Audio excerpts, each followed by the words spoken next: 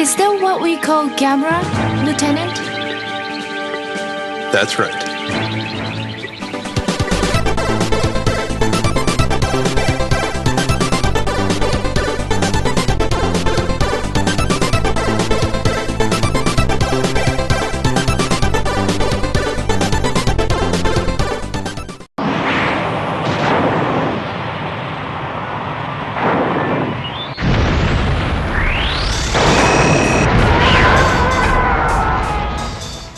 When you think about turtle power, do you think about 4 ninjas hanging out in the sewers and eating pizza all day? Or are you thinking about a titanic bioengineered guardian of the universe created by Atlantis for the purpose of defeating GAEMS, the ancient creation capable of killing all human life? If you're into the idea of the latter, then I have the game just for you. It's the year 2000 and agents of GAEMS have appeared from the future to steal the DNA of GAEMS from the United Nations Science Agency. Because the threat of GAEMS has returned, Gamera appears in the skies and the UNSA orders Jack and Lisa to jump on the Harrier and pursue Gamera to wipe out the enemy threat and reacquire the GAEMS DNA. Lieutenant Morton, you and Dr. Mukanoki take the Harrier.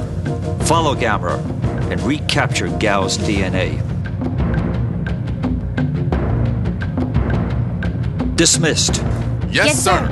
Gamera 2000 is a rail shooter, kind of in the style of Sin and Punishment or Panzer Dragoon, and even though it's not quite as good as those games, it's still pretty fun. The controls are pretty basic, where you get 2 fire buttons that will just shoot the Harrier's guns normally if you mash them, and if you hold one of them down you will lock onto enemies and cause Gamera to shoot his fireballs at them. In the missions where you are flying alongside Gamera, you can hold down the other fire button to make Gamera spin in the sky and unleash a devastating super attack. The longer you hold it, the more powerful the attack will become, but it'll also take a longer time to recharge. Since this is one of those games that wasn't really designed to take advantage of DualShock controllers, you can only control the jet and the reticle with the D-pad while using the shoulder buttons to shift your view around the ship.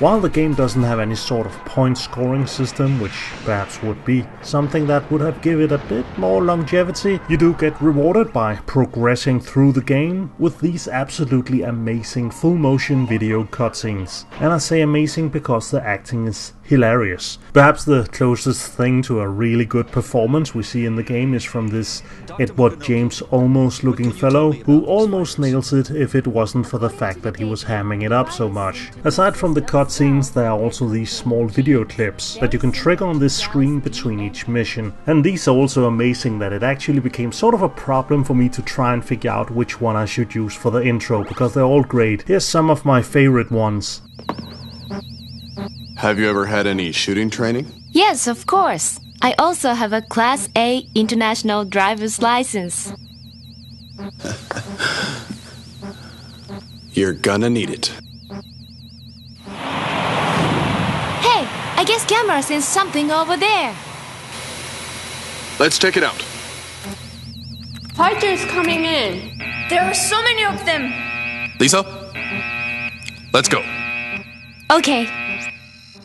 Jack, you and Dr. Mukanoki, bring back GAEMS DNA. Jack, be careful.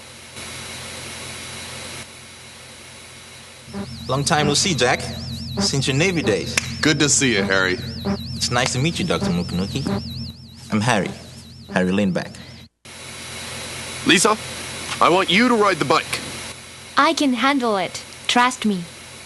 Gamera 2000 is a short game, it's not super hard, but I think it is a great novelty pickup. Not only can you get a couple of good laughs from the cutscenes and have fun with the simplicity of the gameplay, but the levels themselves actually look pretty good, at least for a PlayStation 1 game. The pop-in isn't too bad and everything is nice and vibrant. There's especially this speeder bike level, which is obviously inspired from Return of the Jedi, and it looks great too. It has great sense of speed. So while it isn't as great as some of the other games in this style, Gamera 2000 is definitely worth checking out.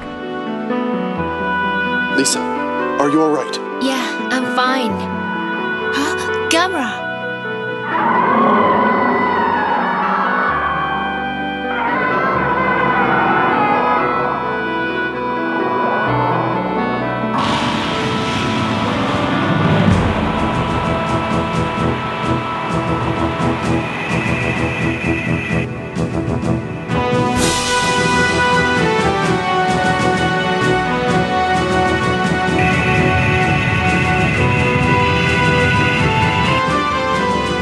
Hey guys, what about the UFO? Later, Harry. Later.